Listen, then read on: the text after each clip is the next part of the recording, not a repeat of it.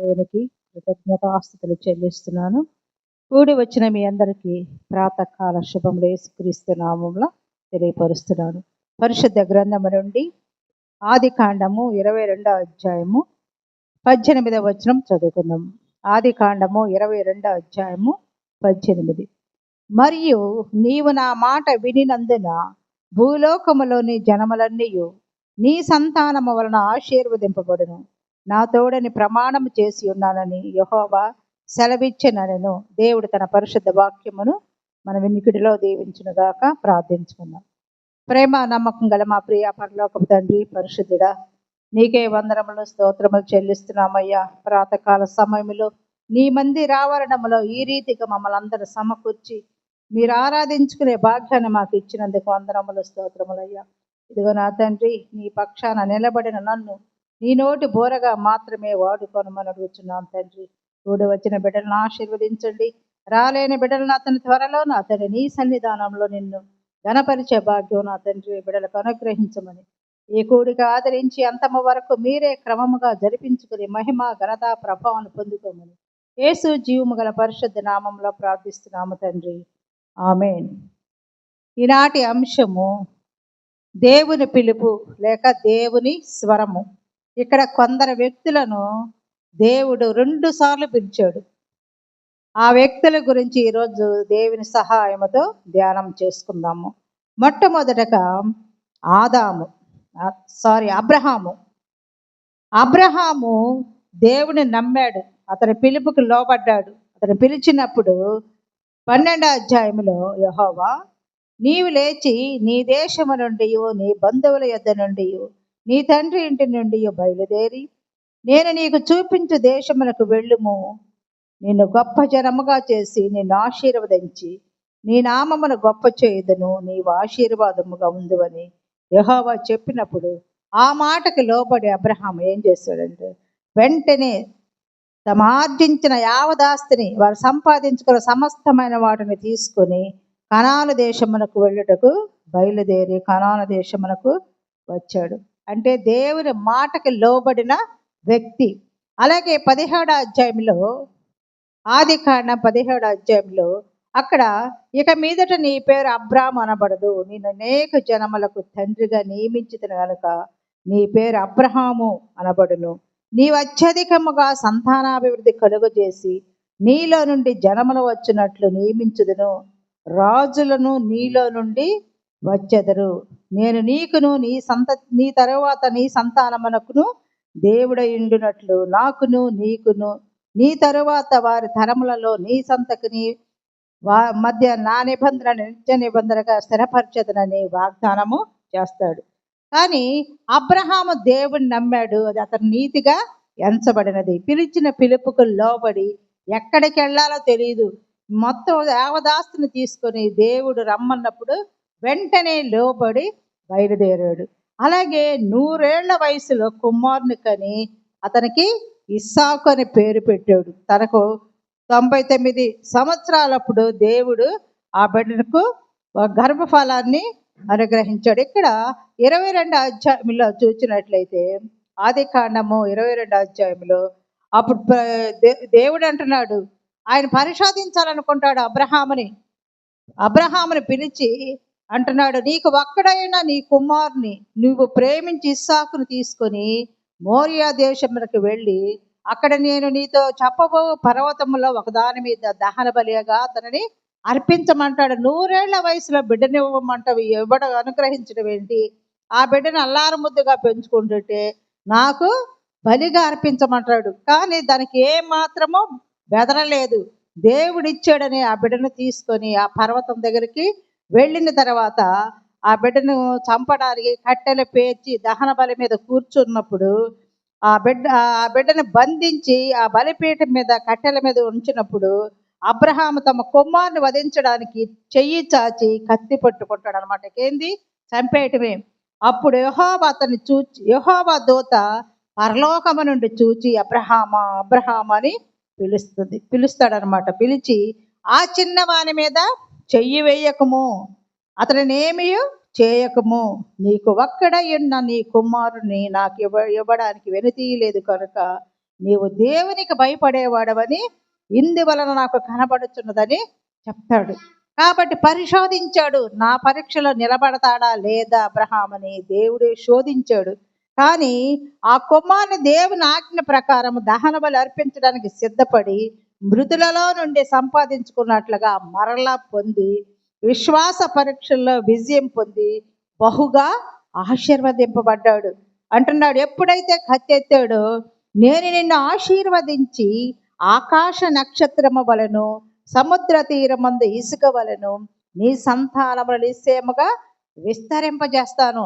నీ సంతతి వారు తమ శత్రువుల గవిని స్వాధీనపరచుకొందురు. మరియు నీవు నా మాట వినినందున భూలోకములోని జనములన్నీ నీ సంతానము వలన ఆశీర్వదింపబడునని నా తోడని ప్రమాణము చేయుచున్నానని యెహోవా సెలవిస్తాడు. నీవు నా మాట విన్నావు, లోబడ్డావు కాబట్టి నీ యొక్క సంతానాన్ని నేను ఆశీర్వదిస్తాను. ఆకాశంలో నక్షత్రాలు లెక్కించగలమా? లెక్కించలేము. అలాగే సముద్ర తీరం అందరూ ఇసుక ఉంటుంది, ఆ ఇసుకను లెక్కించగలమా? లెక్కించలేము. నీ సంతానాన్ని నిశ్చయముగా అలాగా విస్తరింపజేస్తాను, అభివృద్ధి పరుస్తాను. అలాగే వారు తమ శత్రువుల గవిని స్వాధీనపరుచుకుంటారు. అంతేకాదు, నీవు నా మాట విన్నందువలన భూలోకములోని జనములన్నీ నీ సంతానం వలన ఆశీర్వదింపబడును అనే ప్రమాణం చేస్తున్నానని దేవుడు సెలవిస్తున్నాడు. అలాగే మనలో కూడా విశ్వాసుల పరీక్షల్లో మనం క్రమముగా రావచ్చు, క్రమముగా దేవుని వాక్యం వినొచ్చు, పాటలు పాడవచ్చు, దేవుని మహిమ పడవచ్చు. కానీ విశ్వాసములు ఇంకేమైనా లోపం ఉన్నదో మనల్ని పరీక్షిస్తాడు దేవుడు. ఆ పరీక్షలో మనం నిలబడగలమా? మనమంతా స్థిరులుగా ఉన్నామా? ఆ పరీక్షలో నిలబడకుండా ఉండాలంటే మనం ఏం చేస్తున్నాం? దేవుని వదిలిపెట్టి ఈ లోకములో ఉన్న వాటి కోసం ఆశపడుతున్నాం. కానీ మనం సాధారణ శోధనలో మనం విజయం పొందాలంటే ఏం చేయాలి? ఈ విధంగా మనం ఉదయకాలంలోనే ఆయనకి మనము సమయాన్ని ఇవ్వాలి, వాక్యాన్ని చదవాలి. ఎప్పుడైతే వాక్యాన్ని చదివి మనం హృదయాల్లో భద్రపరుచుకుంటామో దుష్టుడు మనల్ని ఏమీ చేయలేడు. అలాగే ఆదాము కూడా దేవుని మాటకు లోబడ్డాడు. తన ఒక్కగానొక్క కొడుకుని, అయ్యా నువ్వు ఇచ్చావు కదయ్యా, మళ్ళా తీసుకుంటావని అడగల, కానీ ఇవ్వడానికి సిద్ధపడ్డాడు. ఆ కుమారుని ఎప్పుడైతే ఇవ్వడానికి సిద్ధపడ్డాడో ఆ దేవుడే ఆ బిడ్డను రక్షించాడు. ఆ సంతానము వలన భూలోకములోని జనములన్నీ ఆశీర్వదింపబడును, గొప్ప జనముగా చేస్తాను, ఆశీర్వదిస్తానని దేవుడు వాగ్దానం ఇచ్చాడు. అలాగే మనము కూడా ఈ జీవితంలో మనము స్థిరముగా ఉండాలని మనం ఎప్పుడైతే తీర్మానం చేసుకుంటామో, సద్భక్తితో బ్రతక ఉద్దేశించే వారికి హింసలు కలుగును. ఎప్పుడైతే మనం మంచిగా బ్రతకాలనుకుంటామో ఈ లోకంలో, అప్పుడే శ్రమలు శోధనలు వస్తాయి. ఇంట్లో వాళ్ళ ద్వారా వస్తాయి, బయట ద్వారా వస్తాయి. ఏందమ్మా ప్రార్థన పోతారు, ఇదేనంట మన విశ్వాసము, ఇదేనంట మనం ప్రతి దినం పోయేది అలా అంటారు. అటువంటి మనం రాకుండా ఉండాలంటే మనము సిద్ధపరచుకోవాలంటే ఈ వాక్యం ద్వారా, బైబిల్ చదువుట ద్వారా, ప్రార్థించడం ద్వారా మనము దేవునికి దగ్గరగా ఉంటాము. ఇక లోకస్తుల మాటలు కూడా మనల్ని ఏమి చేయలేము. దేవుని బిడ్డల సమూహములో ప్రతిదినము ఈ విధంగా మనం పరిశీలన చేసుకొని ప్రార్థించి ఆయనకు సమయం ఇచ్చినట్లయితే లోకస్తులతో మనము ఉండమన్నమాట. దేవుని బిడ్డల లెక్కలో మనం ఉంటాం కాబట్టి దేవుడు మనల్ని కూడా ఆశీర్వదిస్తాడు, మనల్ని గొప్ప జనంగా చేస్తాడు. నీకు సంతోషం కావాలా, సమాధానం కావాలా, నీకు ఆరోగ్యం కావాలా, ఏవైనా కానీ దేవుని దగ్గరే ఉన్నాయి. ఆయన దగ్గర అన్ని గుప్తములు ఉన్నాయి. బుద్ధి జ్ఞానముల సర్వ సంపదలు ఆయన దగ్గర ఉన్నాయి. మనం ఏం సంపాదించుకునే స్థితిలో ఉన్నామా, దేవుడు అన్నీ మనకు అనుగ్రహిస్తాడు. అనారోగ్యంగా ఉందా, దేవుడిని అడగాలి.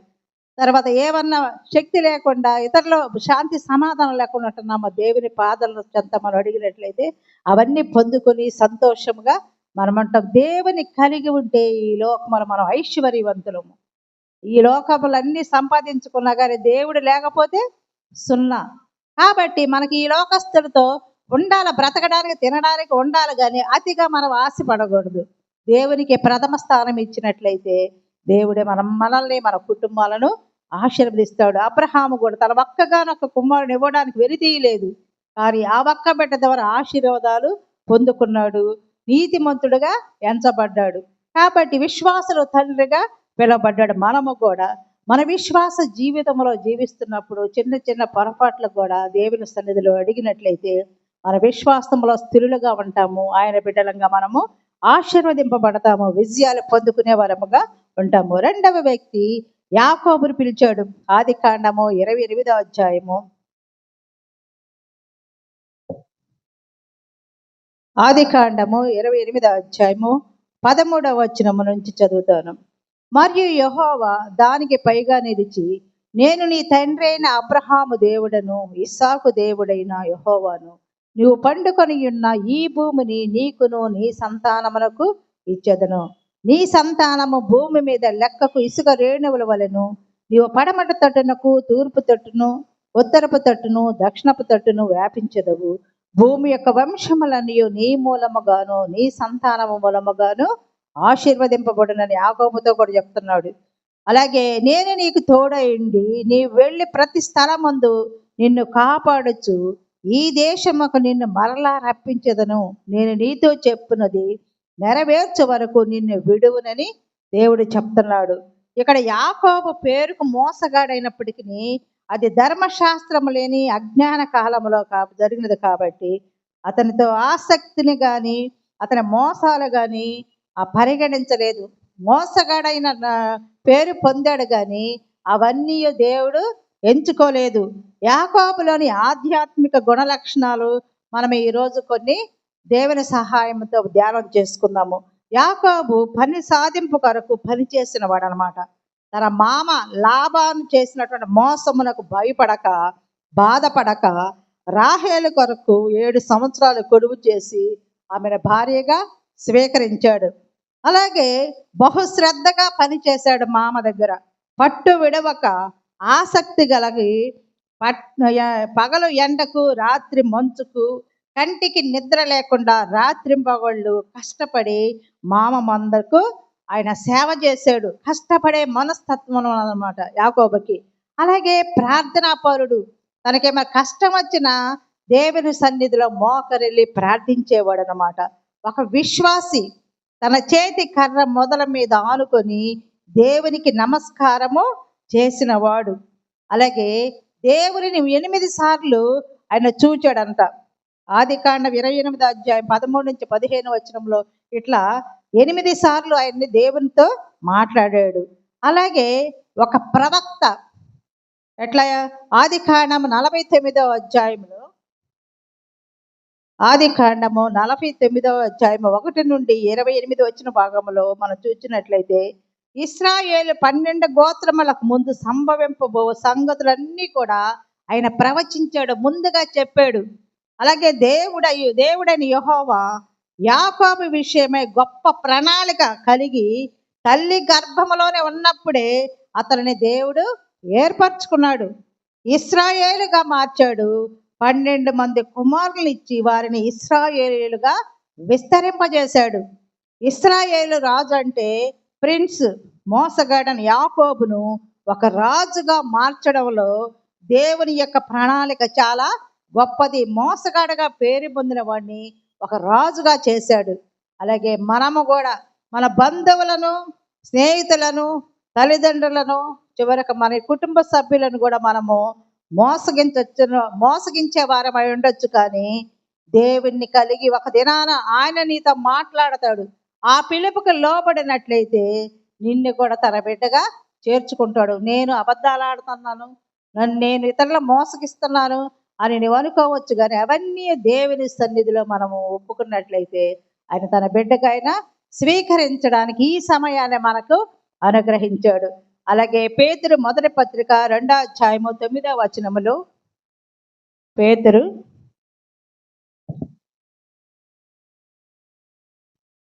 215 2:9 వచనములో, అయితే మీరు చీకటిలో నుండి ఆశ్చర్యకరమైన తన వెలుగులోనికి మిమ్మల్ని పిలిచిన వాడి గుణాతిశయములను ప్రచురము చేయు నిమిత్తము ఏర్పరచబడిన వంశమును, రాజులైన యాజక సమూహమును, పరిశుద్ధ జనమును, దేవుని సొత్తైన ప్రజలై ఉన్నారు. ఎప్పుడైతే ఈ లోకములో ఉండి మనము ఆయన పిలుపుకు లోబడి ఆయన దగ్గరకు వస్తామో ఆయన అంటున్నాడు, మీరు చీకటిలో నుండి ఆశ్చర్యకరమైన తన వెలుగులోనికి మిమ్మల్ని పిలిచిన వాని గుణాతిశయాలు. మనమైతే ఆయన పిలిచాడు, పాప స్థితిలో ఉన్నాము, దేవుని నమ్ముకున్నాము, మారు మనసు పొందాము, ఆయన బిడ్డగా మనం స్వీకరించబడ్డాము. ఆ తర్వాత ఏం చేయాలంటే మనము ఆయన గుణాతిశయాలను మనము ప్రచురణ చేసే వారముగా ఉండాలి. ఏర్పరచబడిన వారమును, రాజులైన యాజక సమూహమును, పరిశుద్ధ జనమును, దేవుని సొత్తైన ప్రజలుగా ఉన్నారు కాబట్టి ఆయన బిడ్డలుగా మనము ఈ లోకంలో జీవించాలి. ఆయన మనల రాజకి వంశముగా చేస్తున్నాడు. రాజులైన యాజక సమూహముగా, పరిశుద్ధ జనముగా, ఆయన సొత్తైన ప్రజలుగా మనం చేస్తున్నాడు. కాబట్టి మనం చీకటిలో ఉండకుండా అక్కడి నుంచి వచ్చి వెలుగైనటువంటి యేసు క్రీస్తు గుణాతిశయాలను మనము ప్రచురం చేసే బిడ్డలంగా మనము ఉండాలి. యేసు క్రీస్తుని బట్టి మనలను, మన జీవితాలను మార్చి రాజైన యాజక సమూహముగా మార్చిన దేవునికి మనం ఎంతో కృపగలవాడు కాబట్టి ఆయన కృపకు పాత్రులుగా మనం ఉండాలి. తర్వాత తన అన్న దగ్గర నుండి పారిపోయి యాకోబుకు దర్శనం ఇచ్చాడు, పిలిచాడు, వాగ్దానం ఇచ్చాడు. తన మామ ఇంటికి పంపిన దేవుడు 20 సంవత్సరాలు మామ ఇంటికి ఆయన తోడుగా ఉన్నాడు. సేవ చేస్తున్నప్పుడు తను ఇచ్చిన వాగ్దానాలు నెరవేర్చాడు. రాజవంశముగా ఆశీర్వదించి యాకోబును దేవుడు సమూయేలు మొదటి గ్రంథము 3వ అధ్యాయం 10వ వచనములో యెహోవా ప్రత్యక్షమై సమూయేలు అని పిలుస్తాడు 2 సార్లు. అప్పుడు సమూయేలు అంటున్నాడు, నీ దాసుడు ఆలకించుచున్నాడు, ఆజ్ఞయమనగానే. అప్పుడు సమూయేలు అంటే ఏంటి? ఆయన అడిగి పొందిన వాడని అర్థము. సమూయేలు తల్లి పాలు విడిచిన ప్రాయములోనే దేవుడైన యెహోవాకు ప్రతిష్ఠితులుగా చిన్న ప్రాయములోనే దేవునికి మ్రొక్కెను. అక్కడ ఆలయంలో ఆమె ప్రతిష్ఠ చేసినప్పుడే, తల్లి ఆ ఆలయంలో వదిలిపెట్టినప్పుడే దేవునికి మ్రొక్కాడు. అప్పుడు యాజకుడైన ఏలి ఆ యొక్క షీలోహ మందిరములో బహువృద్ధుడుగా కాక అతని కుమారులు యెహోవాను ఎరగిన వారై మిక్కిలి దుర్మార్గులుగా ఉంటున్నారు. వారిని బట్టి ఏలి కుటుంబం తృణీకరించబడినది. దేవుడు వాడిని నాశనం చేయాలనుకుంటాడు.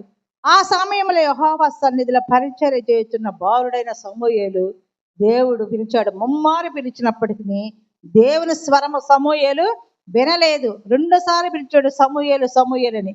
కానీ ఏలి ఆ యొక్క సలహా ప్రకారం 4వ సారి సమూయేలు అంటాడు, నీ దాసుడు ఆలకించుచున్నాడు, ఆజ్ఞ ఇమ్మని జవాబు ఇవ్వమని చెప్పినప్పుడు దేవుడు సమూయేలుతో మాట్లాడతాడు. ఎందుకంటే ఆ యొక్క దుర్మార్గతను బట్టి నేను వాళ్ళని నాశనం చేస్తాను. వీళ్ళు నా యొక్క మందిరములో వాళ్ళ దుర్మార్గత ఎక్కువ తెలియపరిచే వరంగా ఉంటాము. అలాగే సౌలును కూడా పిలుస్తున్నాడు. అపోస్తల కార్యములు 9వ అధ్యాయము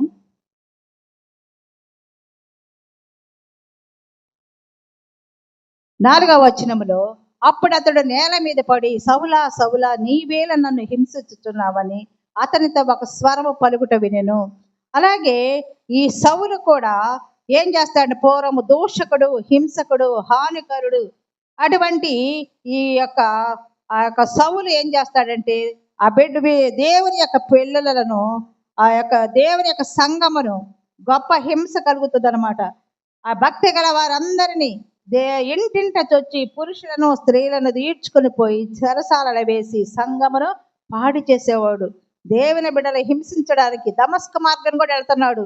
అక్కడ వెళ్ళి అక్కడ స్త్రీలను కనుగొన బంధించి యెరూషలేము తేడానికి అతడు ప్రయాణమై దమస్క మార్గం వెళ్తుంటే అక్కడ అకస్మాత్తుగా ఆకాశంలో ఒక వెలుగు అతని చుట్టూ ప్రకాశించినప్పుడు అతడు నేల మీద పడతాడు. అప్పుడు దేవుడు మాట్లాడతాడు, సౌలా సౌలా నీవేళ నన్ను హింసించుచున్నావని అతనితో ఒక స్వరము పలుకుట వినెను. అప్పుడు అన్నాడు, ప్రభువా నీవెవడవని అడగగా ఆయన, నేను నీవు హింసించుచున్న యేసును అని పౌలుతోటి మాట్లాడతాడు. కాబట్టి ఆయన అంటున్నాడు, నేను హింసకుడును, హానికరుడును ఆయన నన్ను ఎక్కడైతే హింసించాడో ఆ సంఘాలని పాడు చేశాడో అప్పుడే ఆ యొక్క సౌలు ఆ యొక్క స్వరము విని మారు మనసు పొందాడు. అంటున్నాడు, నేను పూర్వం హింసకుడును, హానికరుడును, కానీ దూషకుడును, కానీ నన్ను నమ్మకంగా నన్ను మంచి బిడ్డగా చేసేవయ్యా అన్నాడు. ఎక్కడైతే సంఘాలను ఆయన విచ్ఛిన్నం చేశాడు ఆ సంఘాలను కట్టాడు.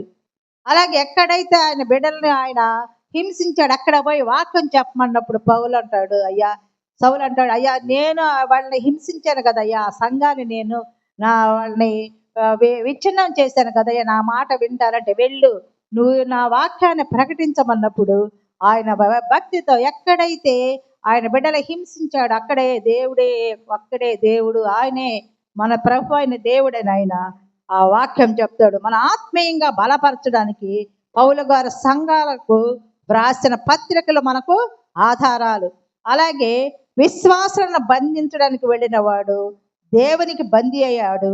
సంఘాలను చెదరగొట్టినవాడు సంఘాలను కట్టి దేవుని సువార్తను ప్రకటించాడు. నేను భ్రష్టుడనైపోతానేమో అందరికి చెప్పి నన్ను నేను నలగగొట్టుకుంటాను అంటున్నాడు. అలాగే విశ్వాసములో స్థిరులుగా ఉండి నన్ను పోలి నడుచుకోమంటున్నాడు. క్రీస్తుని పోలి నేనుంటే నన్ను పోలి మీరు అంత విశ్వాసంలో దేవుని బిడ్డగా ఉన్నాడు. కాబట్టి మనం ఆత్మీయంగా బలంగా ఉండాలంటే మనము దేవుని బిడ్డలంగా విశ్వాసంలో స్థిరులుగా ఉండాలంటే మనం వాక్యాన్ని చదివేవారముగా ఉండాలి. అలాగే శిష్యులను పిలిచాడు. మత్తయి సువార్త 4:18 క్రీస్తు పిలుపుని అంగీకరించి ఆయనను వెంబడించిన శిష్యులు సేవా ఫలితమే నేడు సార్వత్రిక సంఘము. ఆ శిష్యులు వాళ్ళు ఆ వలలు కడుక్కుంటుంటే వాళ్ళు పిలుస్తాడు, నన్ను వెంబడించండి, మిమ్మల్ని మనుషుల పట్టు జాలర్లుగా చేస్తారు. అప్పుడు ఆ వలలు విడిచిపెట్టి ప్రభువును వెంబడించారు. వాళ్ళు చేసిన సేవా ఫలితమే వారి తర్వాత మనను ఆయన ప్రభు మనకి ఆ నమ్మకముగా మా పని మనకి అప్పగించాడు. అలాగే మనుషుల పట్టు జారులుగా ఉన్నారు. మనము కూడా ఈ లోకములో మనం ఆత్మీయంగా మనము దేవుని బిడ్డలుగా ఉండి మనము కూడా భారము కలిగి ఉండాలి. ఆత్మల వలన ఆత్మీయంగా మనం ఇతరులు దేవుని యొద్దకు నడిపించే వారముగా ఉండాలి. ఉదయకాలంలో చాలా వాక్యం చెప్తుంది. చాలా మంది దేవుని బిడ్డల వాక్యం చెప్తున్నారు. కనీసం ఒకళ్ళకన్నా చెప్పి మన ఆత్మీయంగా ఉదయకాలం మనం అందరిని పిలిచేవారముగా ఉండాలి. అది ఒక సేవ. వాళ్ళని మన అనుభవాలు చెప్పి దేవుని దగ్గర నడిపించే వారముగా ఉండాలి. అలాగే మార్త కూడా లోకాసు వార్త 10వ అధ్యాయంలో లోకాసు వార్త సమూయేలు అని పిలిచాడు. తర్వాత సౌలుని పిలిచాడు, సౌల అని. తర్వాత శిష్యులను పిలిచాడు. తర్వాత మనల్ని మార్తని పిలిచాడు.